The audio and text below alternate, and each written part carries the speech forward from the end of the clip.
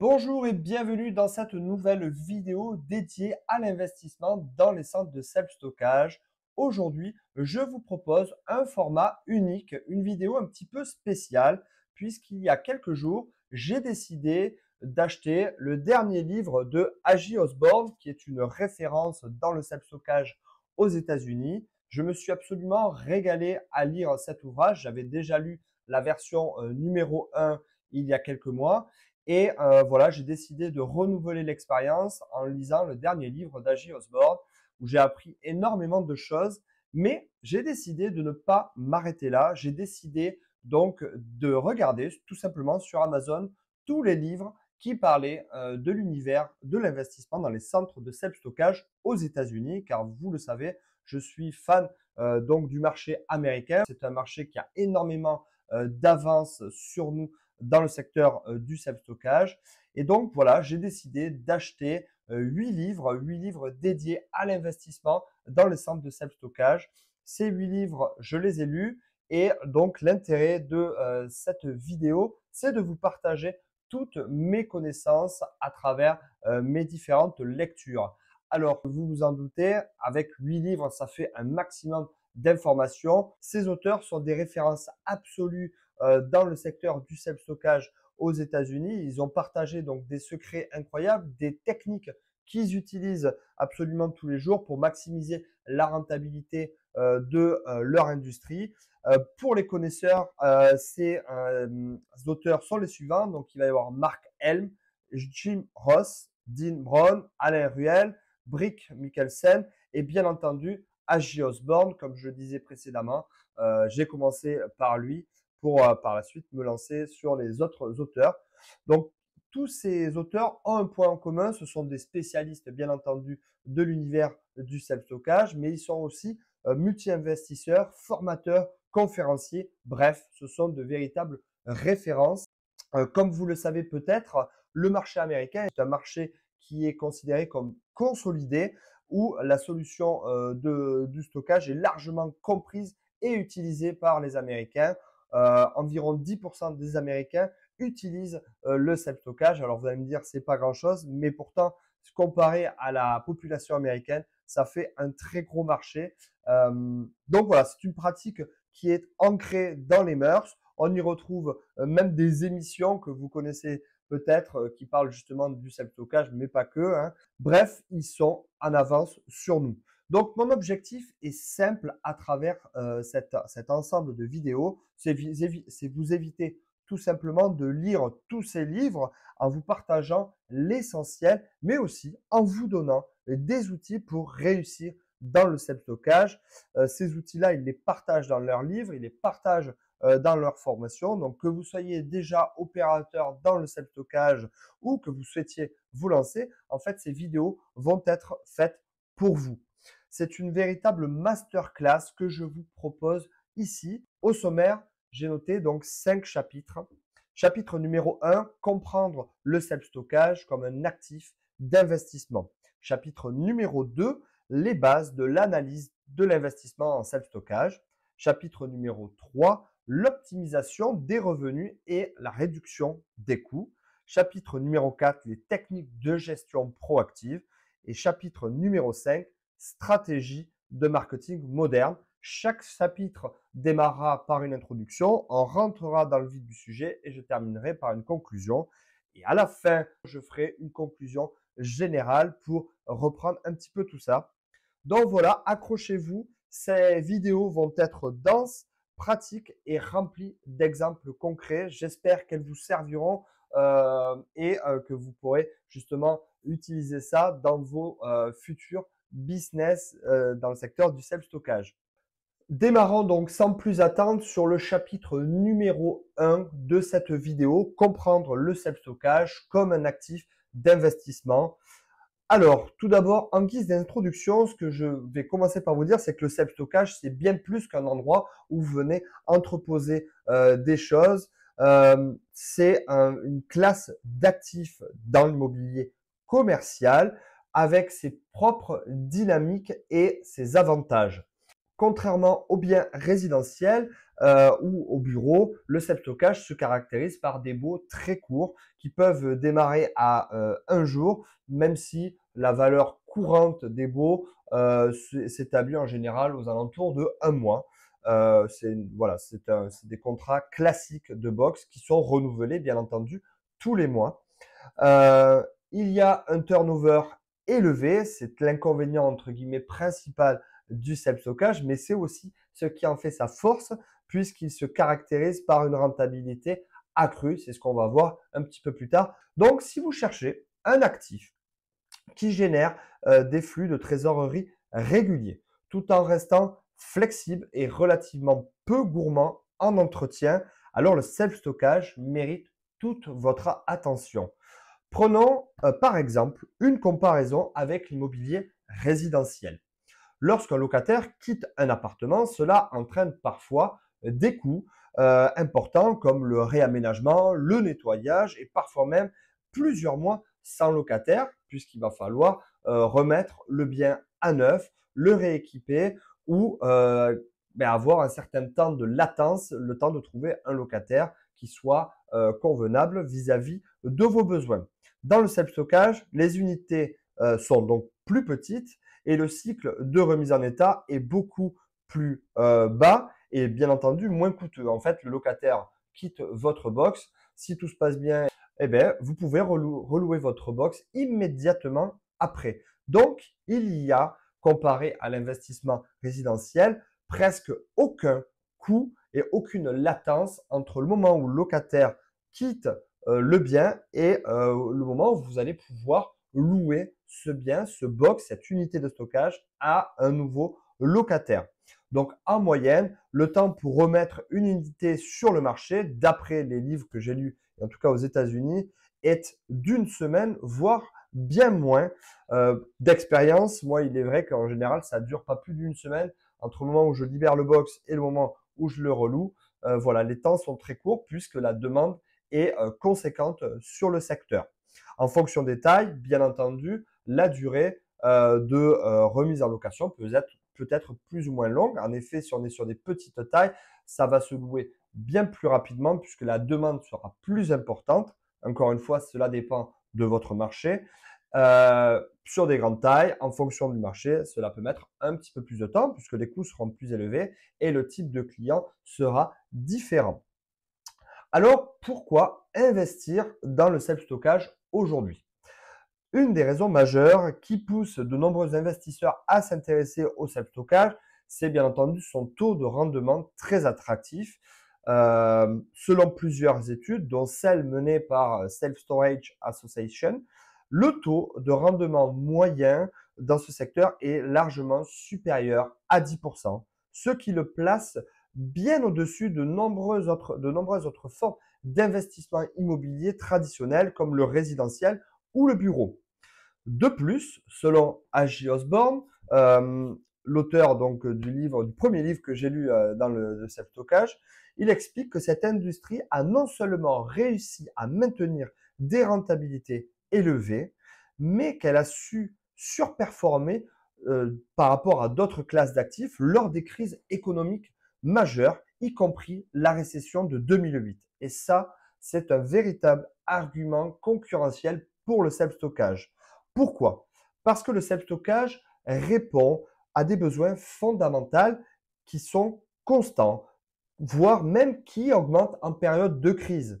On a connu bien entendu la crise du Covid qui a affecté tous les types d'investissements immobiliers, que ce soit le résidentiel ou l'immobilier de bureau, l'immobilier commercial au sens large. En effet, en période de difficulté économique, les gens déménagent, réduisent leurs espaces de vie ou ferment des entreprises pour réduire leurs coûts. En tout cas, c'est ce qui s'est avéré être se passer pendant la période du Covid.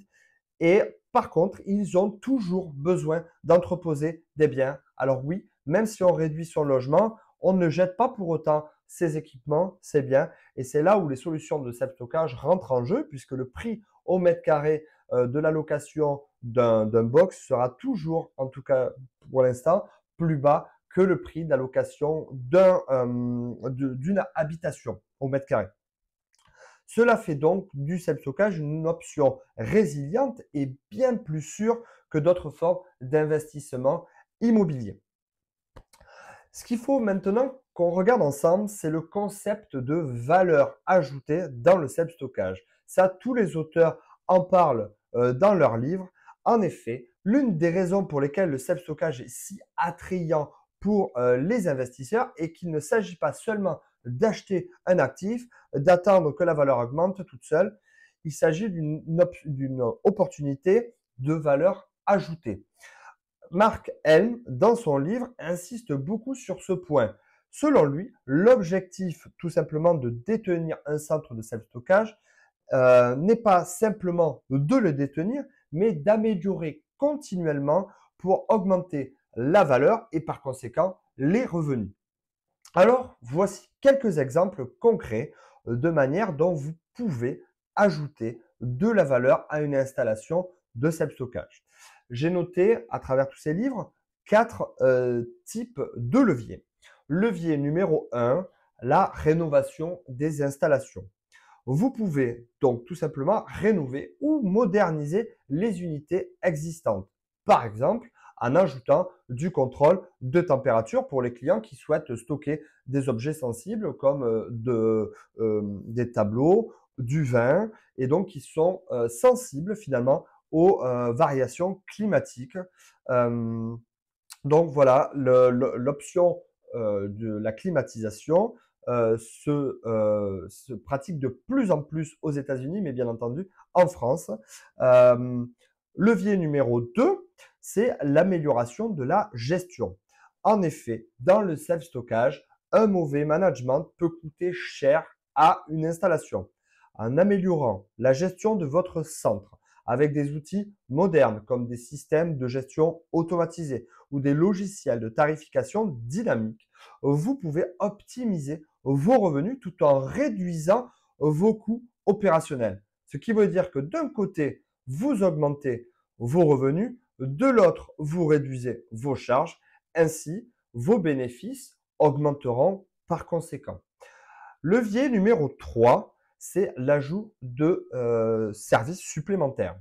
Certaines installations offrent des services additionnels, car oui, on n'est pas juste là pour louer des box, on peut très bien se contenter de faire ça, mais vous pouvez ajouter donc des services en parallèle de tout ça, tels que la location de camions de déménagement. Très pratique, votre client vient directement chez vous et à la suite de cela, il n'a pas besoin de chercher un camion puisque vous lui proposez ce service-là. Vous pouvez également lui proposer des assurances pour les biens qu'il entrepose ou même des services de livraison. C'est très pratique et très pratiqué aux États-Unis. Il y a des startups qui ont été créées justement pour proposer ce service-là dans les grandes villes. Donc, ces services génèrent des revenus supplémentaires tout en rendant votre installation beaucoup plus attractive aux yeux des clients. En effet, un client ne viendra peut-être pas forcément pour la location d'un box, mais pourra rentrer dans votre activité par tout simplement un service complémentaire, la location de camions, et faire appel à vous par la suite pour la location d'un box de stockage. Et enfin, donc la dernière et la quatrième solution qui existe, c'est l'optimisation de l'occupation. Vous pouvez, comme je le disais précédemment, également maximiser le taux d'occupation en ajustant vos tarifs en fonction de la demande, en offrant tout simplement des promotions ou en développant des campagnes de marketing ciblées pour attirer des clients pendant, par exemple, des périodes creuses. Donc voilà, nous avons vu 4 leviers importants pour améliorer, donner de la valeur ajoutée à votre installation et donc à votre commerce, à votre fonds de commerce. Je voudrais également terminer ce chapitre numéro 1 par les chiffres du self-stockage pour soutenir finalement tous ces points. Donc, un autre élément à garder en tête, ce sont, comme je disais, les chiffres. Voici quelques données intéressantes sur le self-stockage aux États-Unis et croyez-moi, ça fait tourner la tête.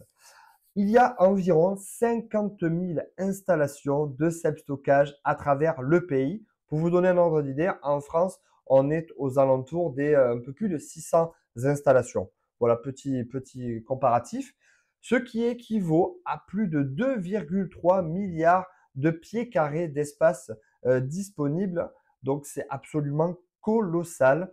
Et en moyenne, environ 9,4% des ménages américains utilisent des unités de self-stockage. Donc, c'est un chiffre qui ne cesse d'augmenter avec l'évolution des modes de vie, des tendances comme le downsizing ou la réduction de l'espace de vie. Ces données ont pour objectif de vous montrer que c'est non seulement un marché qui est immense, on n'a que 10% de la population aux États-Unis qui utilise le self-stockage, donc il en reste bien entendu plein d'autres, mais qu'il continue de croître, ce qui offre bien entendu de belles opportunités pour les investisseurs prêts à se lancer. En conclusion, le self-stockage n'est pas simplement une classe d'actifs stable et rentable, c'est une véritable machine à générer des revenus pour les investisseurs qui savent en tirer parti. Avec des marges élevées, des coûts opérationnels relativement faibles et une forte demande, c'est une opportunité à ne pas négliger. En tout cas, c'est ce que disent donc les investisseurs et auteurs que j'ai eu le plaisir de lire. C'est une opportunité à ne pas négliger, surtout si vous êtes prêt à adopter une approche donc proactive de la gestion et à ajouter de la valeur à chaque étape qui compose le self-stockage. Donc ça, c'était un petit chapitre introductif au self-stockage. Je vous propose maintenant de passer au chapitre numéro 2 qui concerne donc les bases de l'investissement en self-stockage. Investir dans le self-stockage demande une analyse rigoureuse. En effet, on n'ouvre pas un centre de self-stockage comme on achète un appartement. C'est un business et comme tout business, il faut analyser le marché, le comprendre finement, comprendre donc ses dynamiques. Il ne suffit pas simplement d'acquérir un terrain ou un bâtiment, il faut être capable de sélectionner les meilleures opportunités pour maximiser son retour sur investissement. Dans ce chapitre, nous allons explorer les critères essentiels pour choisir un site, analyser la demande locale, comprendre la concurrence et réaliser une évaluation financière solide. Vous verrez que l'analyse est la clé du succès dans ce secteur. Alors, en parlant de clé du succès, quels sont les facteurs clés pour choisir un site de self-stockage? Selon Jim Ross, auteur de Self-Storage Domination, l'analyse du marché local est absolument cruciale pour le succès d'une installation. Il y a plusieurs critères clés à prendre en compte. Tout d'abord, critère numéro 1, et ça c'est valable dans tous les types d'investissements immobiliers, c'est l'emplacement. Le dicton immobilier le dit, location, location, location, donc l'emplacement pour le côté français, s'applique parfaitement au self-stockage. En moyenne, 80% de la clientèle provient d'un rayon de 5 à 7 km autour de l'installation. Cela signifie que vous devez choisir un site accessible et visible pour capter cette clientèle. Par exemple, les installations proches des axes routiers, des centres commerciaux ou des zones résidentielles denses tendent forcément à mieux performer. Exemple concret, si vous choisissez un emplacement dans une zone industrielle, loin d'un quartier résidentiel, vous risquez de réduire votre base de clients, votre zone de chalandise. Inversement, un centre situé à proximité d'un grand complexe résidentiel ou d'un centre commercial aura beaucoup plus de chances de capter une clientèle dense et régulière et ainsi de maintenir un fort taux d'occupation. Deuxième élément, c'est la demande locale. Une des premières étapes pour évaluer une opportunité est d'analyser tout simplement le taux d'occupation des concurrents dans la zone cible. Alors l'avantage pour la France, c'est qu'il y a peu de centres de self-stockage. Pour les États-Unis, il y a un peu plus de boulot. Donc un taux d'occupation de 90% est souvent un bon indicateur d'une forte demande. C'est ce qui transparaît donc dans les différents livres. Cela montre que les installations existantes sont presque pleines, ce qui laisse peu de place pour de nouveaux clients, d'où l'opportunité de capter cette demande avec un nouveau centre. Des outils qui peuvent être utiles dans les livres, ils parlent d'outils comme Radius Plus ou Yardi Matrix. Donc, ce sont des outils américains qui peuvent être utilisés pour analyser le taux d'occupation, la concurrence et la tendance du marché local. Ces plateformes offrent des données précises qui vont permettre de mieux comprendre le paysage concurrentiel et de valider la demande dans une zone donnée. Alors, en France, sauf erreur de ma part, il n'y a pas encore d'outils comme cela. Donc, s'il y a des développeurs qui veulent se lancer dans l'aventure, c'est exactement le bon moment puisque je pense que demain, on en aura tous besoin. En attendant, je vous invite tout simplement à vous rendre dans les installations concurrentielles de votre zone pour analyser justement leur taux d'occupation. Donc, finalement, vous vous déplacez ou vous passez un coup de téléphone, même si je conseillerais quand même de se déplacer pour voir la qualité de leur installation, s'imprégner un peu du lieu et se positionner comme un potentiel client. Troisième élément, c'est la concurrence. Alors, on en a parlé un petit peu tout à l'heure. Il est important de comprendre combien d'autres centres de self-stockage existent dans ce secteur. C'est bien entendu primordial. Il est essentiel de comparer leurs tarifs, leurs services et, comme je disais tout à l'heure, leur taux d'occupation. Si vos concurrents sont complets et que les prix sont élevés, cela signifie que le marché est prêt à accueillir une nouvelle installation. Cependant, s'il y a trop de concurrents avec des unités vides ou des prix bas, cela pourrait indiquer un marché saturé et une demande trop faible. Jim Ross donne d'ailleurs son astuce. Il recommande de faire des visites régulières des installations des concurrents pour voir de vos propres yeux ce qu'ils proposent et d'analyser les points à améliorer dans vos propres installations. Encore une fois, on en parlait tout à l'heure, restez proactif. Cela peut aller de l'optimisation donc de la sécurité ou de la modernisation des infrastructures, voire même de l'intégration de technologies plus modernes. Quatrième élément, l'évolution du quartier. Des projets de développement urbain dans des zones peuvent avoir un impact énorme sur la demande future. Par exemple, si une nouvelle zone résidentielle ou commerciale est prévue à proximité, cela augmentera potentiellement la demande pour des espaces de stockage. Plus d'habitants, plus d'entreprises, plus de potentiels clients. Ross et Helm conseillent tous les deux de garder un œil sur les projets d'urbanisme pour anticiper les besoins futurs. Exemple concret, si une nouvelle résidence étudiante est en construction à proximité, cela peut créer une demande immédiate pour du stockage car les étudiants ont souvent besoin d'espaces supplémentaires pour entreposer leurs affaires pendant leurs vacances, pendant leur arrivée dans une nouvelle ville, le temps de trouver par exemple un appartement. De la même manière, l'arrivée de nouvelles entreprises ou de commerces peut booster la demande pour des espaces de stockage, d'inventaire ou de matériel. Passons maintenant à l'analyse financière. Il est important de comprendre ce que l'on appelle le cap rate et les retours sur investissement. Maintenant que nous avons passé en revue les critères de choix d'un site, il en existe bien sûr plein d'autres, je vous ai donné les fondamentaux. Il est crucial de comprendre comment analyser la rentabilité financière d'une installation. L'un des concepts les plus importants dans l'analyse de l'investissement immobilier, c'est le taux de capitalisation ou cap rate. On le voit dans tous les livres, c'est une métrique utilisée pour mesurer le rendement d'un investissement. C'est essentiel de le maîtriser.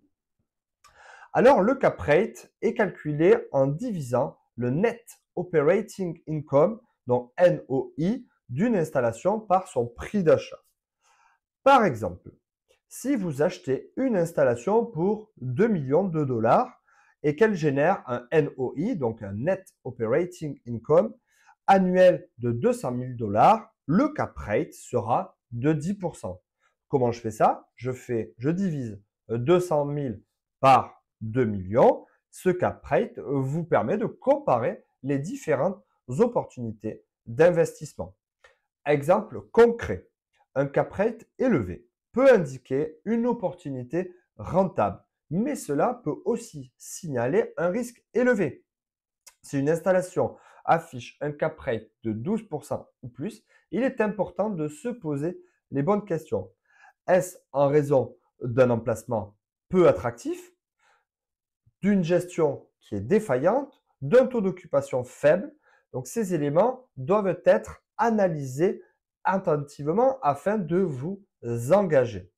Astuce que donne Helm. Mark Helm explique qu'il faut toujours évaluer les raisons d'un cap rate, d'un taux de capitalisation élevé. Si l'emplacement est moins favorable ou que la gestion est inefficace, cela représente un risque, mais aussi une opportunité de redresser la situation et d'ajouter de la valeur. Alors là, c'est dans le cas où vous achetez une installation existante. Rappelez-vous, ici, on parle du marché américain, donc il y a des installations à vendre puisqu'on est sur un marché consolidé. Pour le marché français, finalement, on va le calculer différemment. On va prendre tout simplement la valeur de votre bien et on va additionner la valeur de tous vos unités de stockage et vous allez avoir un rendement calculé par rapport à cela. Alors, je vous propose ici un exemple de calcul concret de rentabilité avec investissement.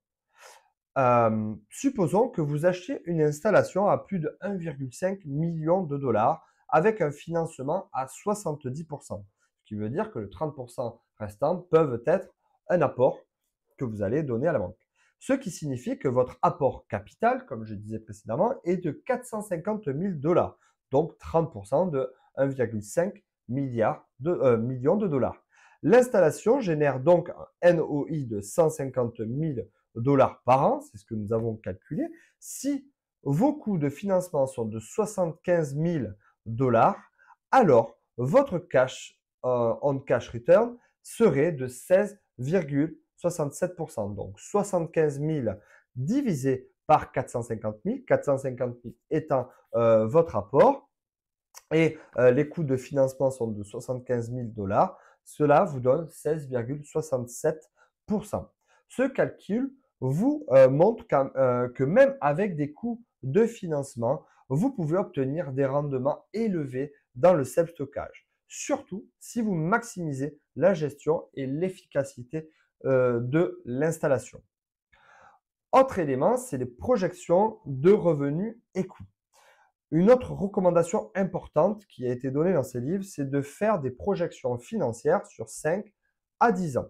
Cela inclut l'évolution des taux d'occupation, l'indexation des loyers, l'augmentation donc annuelle des tarifs et la variation potentielle des coûts d'exploitation comme la maintenance, les frais administratifs, les frais de gestion. Ces prévisions vont vous permettre de simuler différents scénarios et d'évaluer les risques.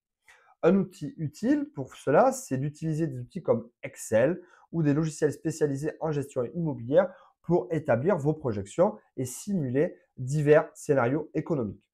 Comparé au marché français, finalement, puisque l'idée c'est de comparer tout ça et de voir si c'est applicable pour nous, en France, il y a un super métier, un super acteur pour avoir tous ces éléments-là, c'est l'expert comptable. L'expert comptable va vous permettre de définir donc votre cap rate, votre taux de capitalisation. Il va vous permettre de définir également votre un retour sur investissement.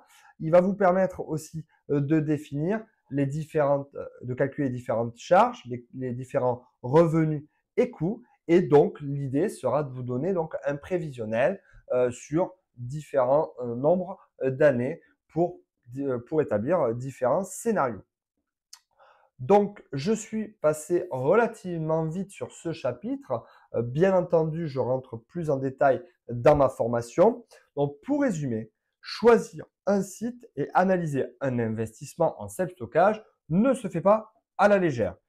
Vous devez prendre en compte l'emplacement, la demande locale, la concurrence, l'évolution du quartier, mais aussi comprendre les dynamiques financières à travers des indicateurs, comme on l'a vu précédemment, comme le cap rate, le retour sur investissement. Et donc, en maîtrisant ces outils et en faisant preuve de rigueur, vos analyses vous donneront toutes les chances de réussir dans ce secteur. Passons maintenant au chapitre numéro 3, l'optimisation des revenus et la réduction des coûts. Une fois que vous avez sélectionné le bon emplacement et effectué une analyse financière solide en parallèle avec votre expert comptable, la prochaine étape consiste à maximiser les revenus tout en réduisant les coûts. Dans l'industrie du self-stockage, la rentabilité ne dépend pas uniquement de l'occupation des unités. C'est là toute la magie du self-stockage, mais aussi l'optimisation des tarifs et de la gestion donc des dépenses.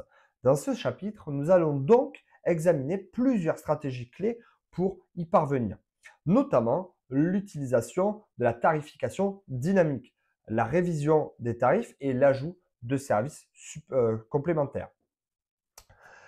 Parlons tout d'abord de l'importance de la tarification dynamique. Selon des experts comme Jim Ross et Mark Helm, l'une des façons les plus efficaces d'augmenter vos revenus est d'adopter donc une stratégie de tarification dynamique. Contrairement à une tarification fixe, toujours le même montant de loyer, la tarification dynamique permet d'ajuster automatiquement les prix en fonction de la demande, de la concurrence et des taux d'occupation de vos unités. Alors, aux États-Unis, il existe de nombreux outils de tarification dynamique. En France, ces outils sont plus rares, mais sachez qu'il y a quelque chose que vous devez retenir, c'est que en fonction de l'offre et de la demande et donc de vos taux de remplissage, vous allez pouvoir augmenter ou diminuer vos tarifs. Et donc, cette flexibilité va vous permettre de maximiser les revenus dans toutes les phases du cycle du marché. Alors, comment ça marche? Aux États-Unis, il y a des logiciels comme Self Storage Manager, SiteLink ou encore Yardi Breeze qui permet donc aux propriétaires d'automatiser la gestion des tarifs en fonction de plusieurs facteurs. Par exemple, lors de périodes de forte demande comme les déménagements estivaux ou après les fêtes de fin d'année, les prix peuvent augmenter pour capitaliser sur la rareté des unités disponibles. C'est ce que l'on pratique nous aussi en France quand la saisonnalité nous le permet. On augmente sensiblement nos tarifs. Alors certains centres ne le pratiquent pas et d'autres le pratiquent. Voilà, sachez que cet outil est très pratique pour maximiser vos revenus. À l'inverse, pendant les périodes creuses, une réduction de prix ou des promotions peuvent attirer de nouveaux clients. Exemple concret de tarification dynamique. Imaginons que votre taux d'occupation est très haut, de l'ordre de 95% pendant l'été. Donc, c'est une période de forte demande dans le self-stockage. En augmentant vos prix de 10% sur les dernières unités disponibles, vous pouvez donc générer des revenus supplémentaires sans perdre des clients car ils sont dans l'urgence de trouver un espace de stockage. En revanche, en période creuse comme en hiver, vous pouvez proposer des remises ou des promotions pour maintenir un taux d'occupation élevé, par exemple en offrant le premier mois gratuit ou des réductions sur des contrats à long terme. Alors, quels sont les avantages à long terme, justement? L'augmentation de 5 à 10% des tarifs dans des moments de forte demande, même temporairement, peut avoir un impact significatif sur votre résultat net annuel.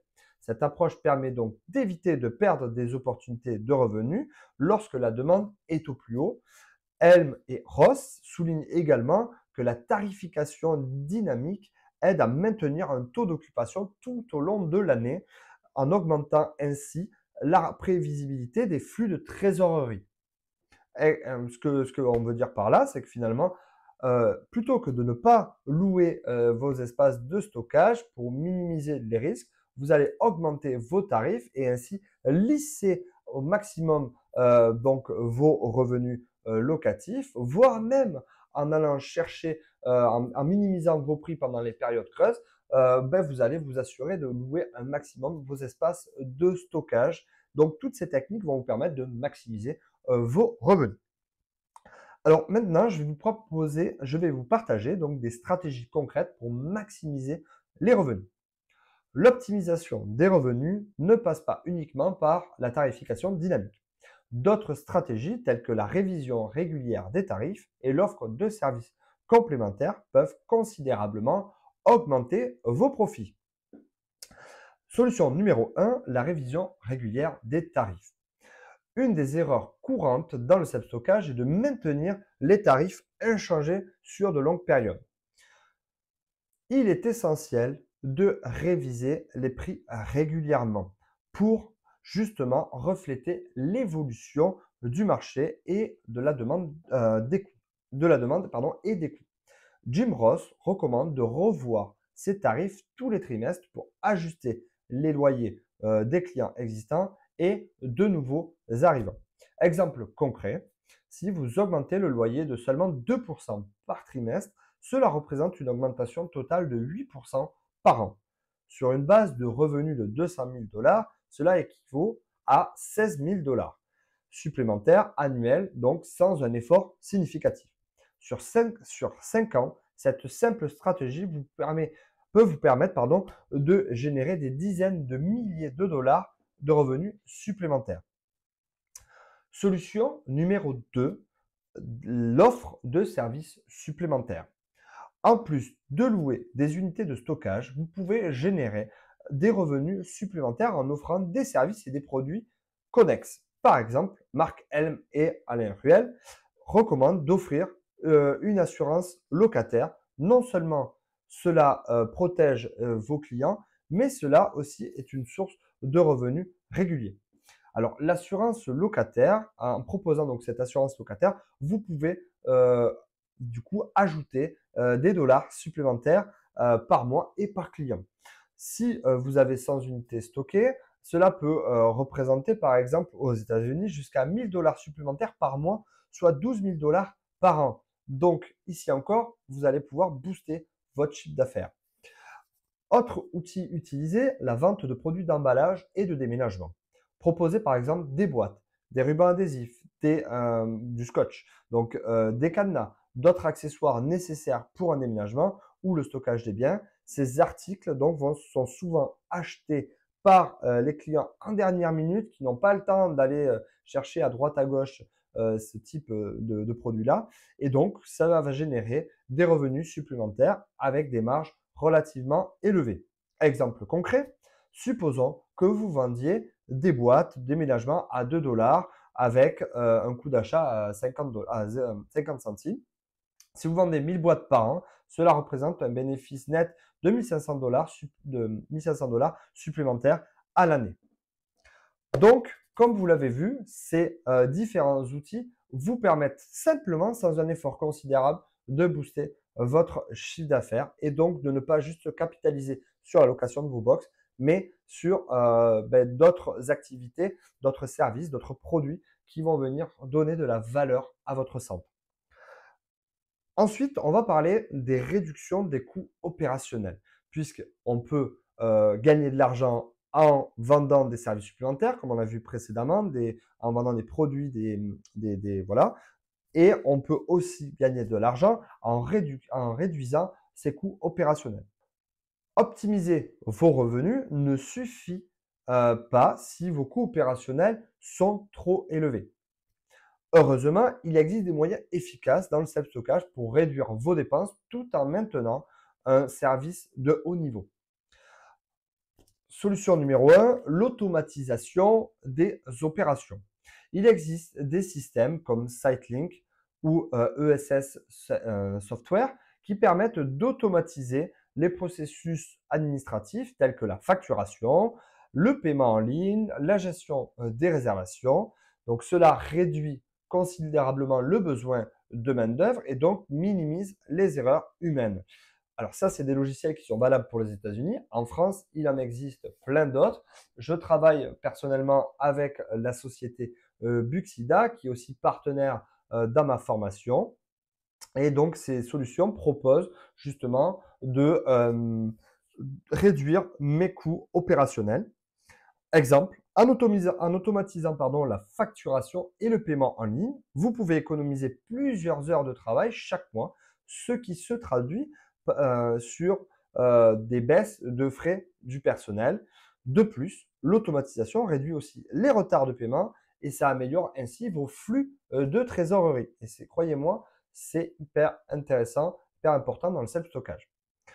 Autre élément, c'est la maintenance préventive. Un autre moyen donc de réduire les coûts est de mettre en place une politique de maintenance préventive plutôt que de réagir aux pannes. Alors, c'est aussi valable dans l'immobilier résidentiel. Par exemple, pour appliquer au self-stockage, c'est la vérification régulière des portes, des systèmes de sécurité, de la climatisation. Et tout ça peuvent prévenir de réparations coûteuses à long terme et surtout d'immobiliser des box en cas de pépin. Conclusion de ce chapitre, pour maximiser la rentabilité d'une installation de self-stockage, il est essentiel de mettre en place une tarification dynamique qui permet de réviser régulièrement les loyers, d'offrir des services complémentaires comme l'assurance locataire et parallèlement à tout ça, vous allez pouvoir réduire vos coûts opérationnels grâce à l'automatisation et à la maintenance préventive qui vous permettra d'améliorer donc vos marges de profit. Donc en appliquant ces stratégies, vous allez transformer chaque aspect de votre gestion en une opportunité de maximiser vos revenus. Passons maintenant au chapitre numéro 4, les techniques de gestion proactive. Une gestion proactive efficace des installations de self-stockage est essentielle pour maximiser donc les performances de votre site. Mark L et Jim Ross sont d'ailleurs deux experts dans ce domaine et ils soulignent donc l'importance d'automatiser les opérations et donc d'offrir un service client pour se démarquer de la concurrence et donc réduire les coûts opérationnels. Dans ce chapitre, nous allons explorer ensemble les différentes techniques de gestion proactive en mettant l'accent sur l'automatisation des tâches quotidiennes et l'amélioration de l'expérience client. Parlons tout d'abord de la gestion automatisée des installations. La gestion automatisée est aujourd'hui un des piliers de la réussite dans le self-stockage. Mark Helm insiste sur le fait que plus une installation est automatisée, moins elle nécessite donc de ressources humaines, ce qui permet de réduire les coûts fixes tout en améliorant l'efficacité de votre centre. L'automatisation des tâches administratives. Aujourd'hui, de nombreux logiciels spécialisés comme aux États-Unis Sitelink, ESS Software ou Self Storage Manager permettent d'automatiser la facturation, la gestion des réservations en ligne ou même l'activation automatique des paiements récurrents. Cela libère du temps pour le personnel qui peut se concentrer sur d'autres tâches et permet d'éviter les erreurs humaines. Chez nous, nous avons différents logiciels, comme j'en ai parlé précédemment, Buxida. Exemple concret, si vous gérez un centre de 200 unités et que 70% de vos clients optent pour le paiement automatique, cela réduit considérablement le besoin de suivre manuellement les paiements, d'envoyer des rappels ou de gérer des retards. Cette automatisation permet donc d'économiser plusieurs heures de travail chaque semaine sur vos salariés et ce qui peut représenter une économie substantielle sur les coûts de main-d'œuvre à long terme. Autre élément, l'automatisation de l'accès et de la sécurité. L'installation de systèmes de sécurité modernes tels que des portails automatisés, des caméras de vidéosurveillance connectées, des systèmes d'accès avec un code PIN par exemple, permet donc de sécuriser vos installations tout en réduisant la nécessité d'une présence physique 24 heures sur 24, 7 jours sur 7.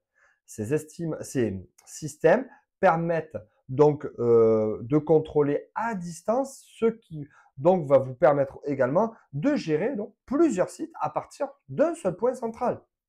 Exemple concret, en installant un portail d'accès automatisé avec une gestion à distance, vous pouvez permettre à vos clients d'accéder à leurs unités à toute heure de la nuit et du jour, tout en surveillant la sécurité via une application mobile. Cela élimine les besoins d'un gardien de sécurité en permanence sur votre site et donc vous fera économiser quelques milliers d'euros par an. Troisième levier, l'optimisation des ressources énergétiques. On en parle peut-être un peu plus en France, mais automatiser la gestion de l'énergie comme l'éclairage ou la climatisation pour les centres qui sont équipés de climatisation permet aussi de réduire les coûts d'exploitation. Par exemple, en installant des capteurs de mouvement qui vont se déclencher à chaque passage d'un client et se couper. Donc là, je parle par exemple pour l'éclairage, se couper quand le client aura quitté son box. On peut aussi mettre en place des systèmes de gestion de la température. Ces systèmes de gestion seront connectés, ça vous évitera donc des gaspillages d'énergie. Exemple concret, un centre de self-stockage équipé de capteurs de mouvement peut réduire ses coûts d'électricité de 10 à 20% par an. Si vos coûts donc énergétiques annuels sont de 10 000 $, cela peut représenter une économie directe de 1 000 à 2 000 $ sur l'année. C'est un levier qui peut être relativement intéressant. Parlons maintenant du service client de qualité. Et ça, c'est très important. Dans un marché de plus en plus compétitif, le service client devient un élément différenciant pour attirer et fidéliser des clients. Jim Ross met l'accent sur l'importance de former votre personnel ou de former les investisseurs et pour qu'ils puissent améliorer l'expérience utilisateur, offrir des centres de self-stockage de qualité et donc un service de premier ordre. Pour cela, pour améliorer donc le service client, il existe différents outils. Tout d'abord, la visite virtuelle et les réservations en ligne. Offrir des visites virtuelles de votre centre permet aux clients potentiels de se faire une idée des installations sans avoir à se déplacer. Cela offre une expérience fluide pour votre client et sans contrainte particulièrement utile donc pour le client qui ne souhaite pas se déplacer pour rien. Et dans un contexte où le contact physique est limité, comme on l'a vécu pendant la pandémie du Covid-19, croyez-moi que c'était un argument qui était hyper alléchant. Exemple concret, imaginons un client potentiel qui souhaite louer une unité de stockage chez vous, mais ne peut pas visiter le site en personne, par exemple parce qu'il est étudiant sur Nantes et que votre centre est à Toulouse. Donc, en offrant ainsi la visite virtuelle via un lien sur votre site web ou via l'envoi de vidéos, vous augmentez vos chances de conversion. Si cette stratégie vous permet de convertir, même si ce n'est que 5% de vos visiteurs, cela peut représenter une augmentation significative de vos taux d'occupation et donc de vos revenus. Levier numéro 2, des options de paiement flexibles et simplifiées. Un autre aspect important du service client, c'est la flexibilité des paiements. Offrir différentes méthodes de paiement comme le paiement en ligne via une carte de crédit ou un virement bancaire ou même des services de paiement mobiles comme PayPal ou Apple Pay peut rendre l'expérience ici aussi plus fluide. Exemple concret, si vous avez un client qui voyage fréquemment et qui préfère payer ses factures via PayPal, lui offrir cette option va finalement le fidéliser, améliorer son expérience et diminuer considérablement les retards de paiement. Cela contribue également à un taux de rétention plus élevé car le client sont moins enclins à partir lorsqu'il trouve les services pratiques et adaptés à leurs besoins. Vous facilitez ainsi l'expérience utilisateur. Autre élément, c'est la formation du personnel et des investisseurs. Donc, le personnel ou le propriétaire joue un rôle crucial dans la perception qu'ont les clients de vos services.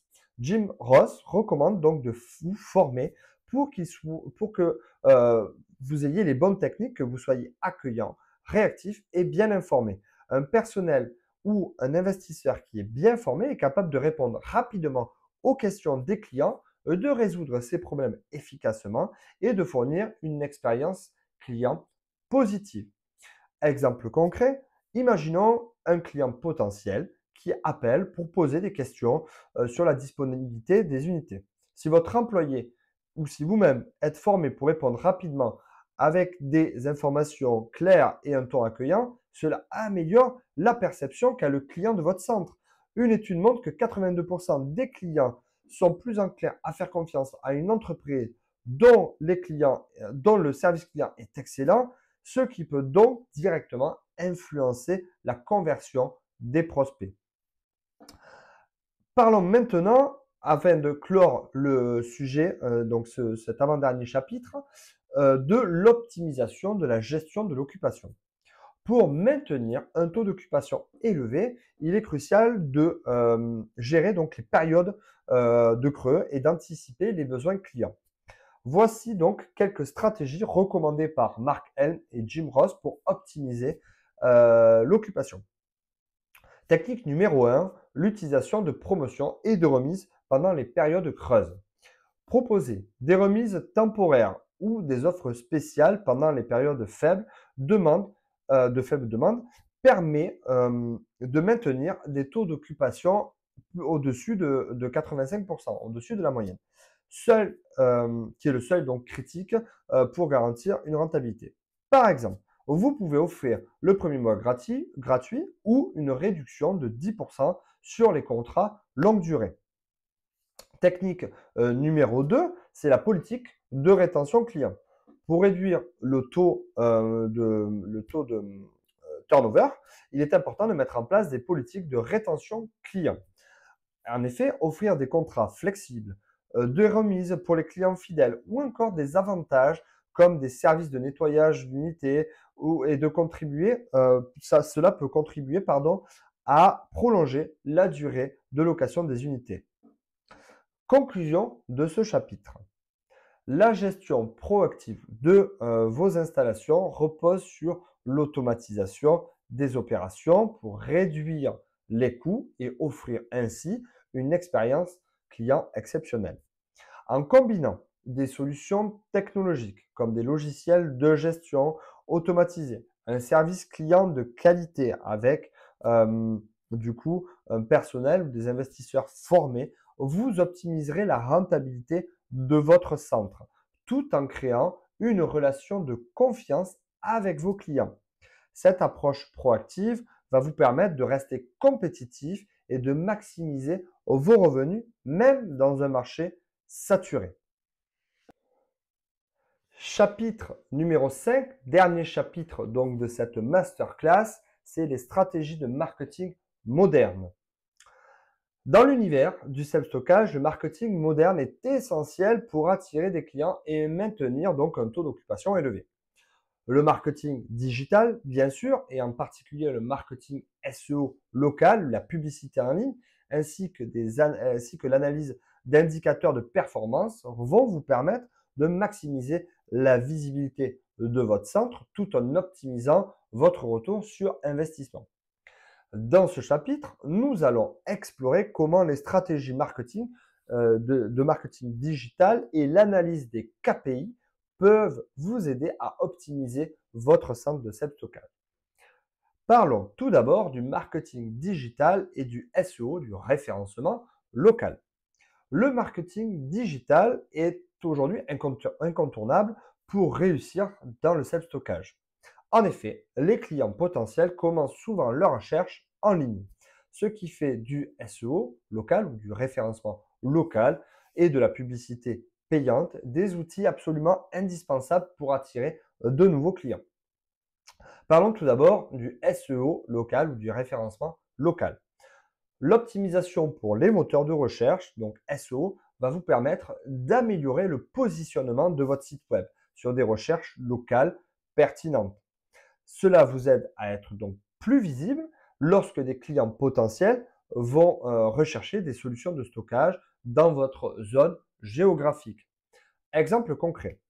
Si vous gérez un centre de self-stockage à Lyon, vous voudrez que votre site apparaisse en premier lorsqu'une personne tape self-stockage Lyon sur Google. Pour cela, il est crucial d'utiliser des mots-clés locaux sur votre site comme unité de stockage à Lyon ou self-stockage à Lyon ou garde-meubles sécurisé à Lyon. Bref, selon Jim Ross, investir dans des outils comme Moz, Ahref, qui sont des logiciels en fait destinés à améliorer le référencement local. Cela vous permet donc d'analyser et d'améliorer votre SEO, ce qui vous permet d'augmenter significativement votre trafic organique et donc vos potentiels clients. Appliquer cela au marché français, il existe bien entendu des agences, j'en suis d'ailleurs patron d'une agence publicitaire qui permet donc de travailler sur la création de sites internet bien référencés et des solutions d'amélioration de votre référencement local. Parlons maintenant de Google My Business. Donc, inscrire votre entreprise sur Google My Business est un autre moyen efficace d'optimiser votre SEO local. Cela vous permet à votre centre d'apparaître directement sur la carte Google ou la Google Maps et sur les recherches locales en augmentant ainsi vos chances que vos clients vous trouvent facilement dans un rayon de 5 à 7 km. Car rappelons-le, le self-stockage, c'est une activité de proximité. Parlons maintenant de la publicité payante, Google Ads, Facebook Ads. Donc, les campagnes de publicitaires payantes, notamment Google Ads ou Facebook Ads, sont très efficaces pour cibler des publics spécifiques et locaux à faible coût. Jim Ross, un des spécialistes donc du marketing dans le self-stockage, souligne que la publicité payante vous permet de toucher des clients potentiels là où ils passent le plus de temps, c'est-à-dire en ligne. Exemple concret. Si vous avez un budget de 500 € par mois, vous pouvez lancer une campagne Google Ads en ciblant les personnes qui recherchent donc des solutions de stockage dans votre région. Vous pouvez également lancer des publicités sur Facebook pour cibler des segments spécifiques de population comme des jeunes étudiants qui déménagent pour leurs études ou des entreprises locales qui ont des besoins de stockage pour des équipements. Alors, sachez une chose, c'est que vous n'êtes pas obligé d'avoir un budget de 500 € par mois pour faire de la publicité. Vous pouvez très bien démarrer avec des budgets beaucoup moins importants. On sait faire et ça peut être tout aussi efficace à condition d'avoir une campagne qui soit relativement bien optimisée. Parlons maintenant du retour sur investissement ou ROI. Imaginons que vous dépensiez 300 € par mois en publicité Google Ads et que cela vous permet d'acquérir 5 nouveaux clients par mois. Chaque client voulant une unité à 100 € par mois, vous générez donc 500 € par mois, soit un ROI positif de 67% sur votre investissement publicitaire. Je voudrais maintenant vous parler donc des leads et des KPI. Alors pour celles et ceux qui ne connaissent pas, rassurez-vous, on va rentrer un peu plus dans le détail. L'analyse des leads et des KPI, donc des indicateurs de performance, ça vous permet de mesurer l'efficacité de vos campagnes marketing et d'ajuster donc vos stratégies en conséquence. Dean Brown, expert en gestion de centres de self-stockage, recommande de suivre plusieurs KPI, donc plusieurs indicateurs clés de performance pour évaluer la performance de votre installation. Premier indicateur, c'est le revenu par unité disponible. Le revenu par unité disponible est un indicateur clé pour savoir si vous maximisez les revenus tirés de vos unités de stockage. Il s'agit du revenu moyen généré pour chaque unité disponible, qu'elle soit occupée ou non. Exemple concret. Si vous avez 100 unités dans votre centre et que vous générez 8 000 € de revenus mensuels, votre revenu par unité disponible est donc de 80 €, donc par unité, soit 8 000 € divisé par 100. Si votre objectif est d'atteindre 100 €, vous devrez soit augmenter vos tarifs, soit améliorer votre taux d'occupation. Dean Brown conseille donc d'utiliser ce KPI pour identifier les périodes où vous pourriez ajuster vos prix et proposer des offres promotionnelles pour maximiser vos revenus. Autre indicateur, c'est les coûts d'acquisition client ou le CAC. Le coût d'acquisition client est un indicateur intéressant qui mesure combien vous coûte un client, combien vous coûte d'acquérir un client via des efforts marketing. Donc ce KPI est crucial puisqu'il vous permet d'évaluer l'efficacité de vos campagnes publicitaires. Exemple concret, si vous dépensez 1 000 € de publicité chaque mois et que cela vous permet d'attirer 10 nouveaux clients, votre CAC, donc votre coût d'acquisition client, est de 100 € par client. Si chaque client vous rapporte en moyenne 1 200 € par an, alors votre investissement publicitaire est rentable. Cependant, si votre CAC dépasse les revenus générés pour chaque client, il est temps de réévaluer vos stratégies marketing et de tester d'autres canaux d'acquisition. Autre élément, c'est le taux de conversion des leads. Le taux de conversion mesure donc le pourcentage de prospects, lead égale prospect, qui se transforment en clients. Ce KPI vous permet de savoir si vos efforts marketing et de vente sont efficaces ou pour convertir des leads en locataires.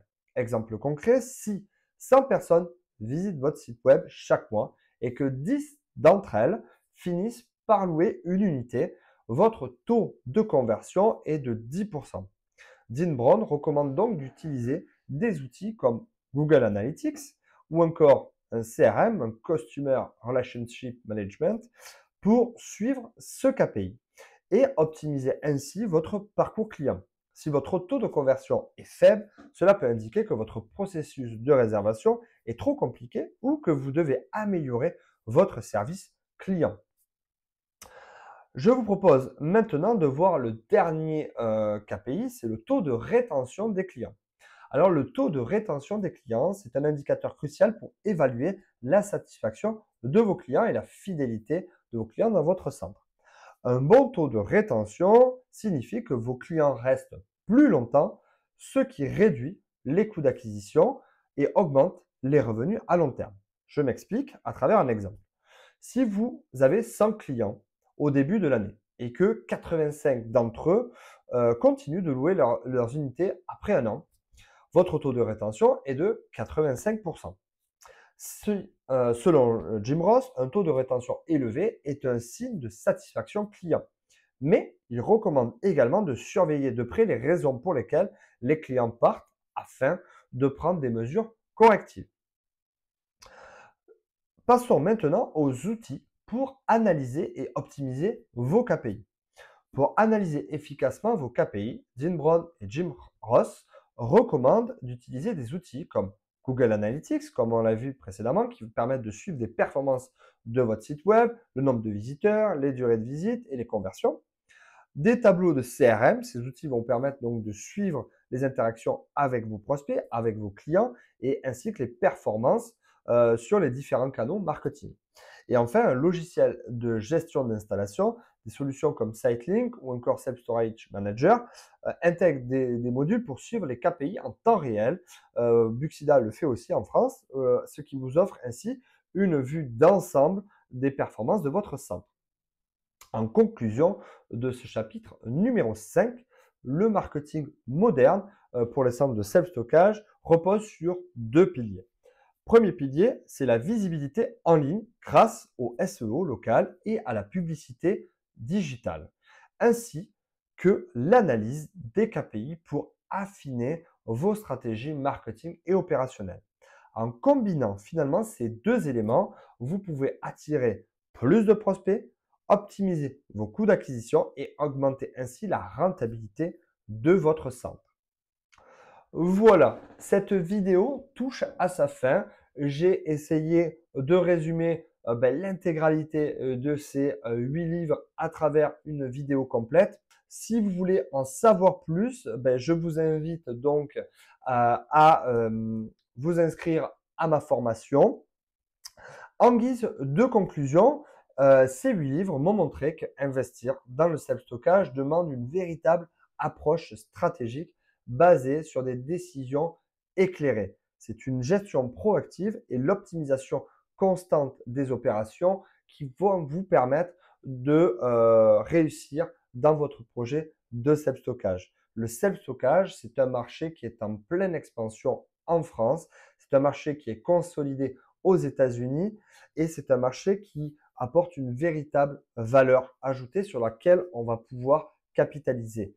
Le self-stockage est donc un secteur en pleine expansion, mais aussi un marché à forte valeur ajoutée où chaque amélioration peut conduire à une augmentation significative des revenus et de la rentabilité. Si vous appliquez les conseils partagés aujourd'hui, si derrière vous suivez une formation dédiée à cet investissement-là, il n'y a aucune raison que votre centre ne batte pas à plein régime. Vous garderez un avantage concurrentiel et vous pourrez ainsi maximiser vos profits, que vous soyez un investisseur chevronné ou que vous cherchiez à vous lancer. Voilà, j'espère donc que cette vidéo vous a plu. Si vous avez aimé, N'hésitez pas donc à la liker, à commenter, à partager avec d'autres investisseurs. Je vous souhaite une excellente journée. Juste à titre d'information, j'ai mis en place un webinaire destiné à découvrir le self-stockage. Il est disponible directement dans la description. Je vous souhaite une excellente journée et je vous dis à très vite pour une nouvelle vidéo. Salut!